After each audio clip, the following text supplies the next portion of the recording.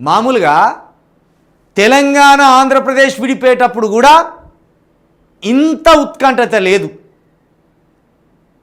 ఏది ఒక శ్రీకృష్ణ కమిటీని వేసినప్పుడు కూడా వాళ్ళు ఎలాంటి రిపోర్ట్ ఇస్తారనేది ఇంత ఉత్కంఠత లేదు.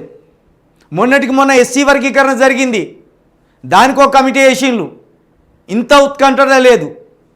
కానీ ప్రవీణ్ పగడాల గారి మరణానికి సంబంధించిన రిపోర్ట్ను ఎందుకు ఇంత సీక్రెట్గా దాస్తున్నారు? మీరే అన్నారు కదా, క్రైస్తవ సంఘాల ఆధ్వర్యంలో 2-3 ప్రజా సంఘాల ఆధ్వర్యంలో పోస్ట్ మార్టం చేసినాం అని చెప్పింది కదా. దాన్ని రిపోర్ట్ రాసి బయటికి రిలీజ్ చేయడానికి ఎంతసేపు పడుతుంది?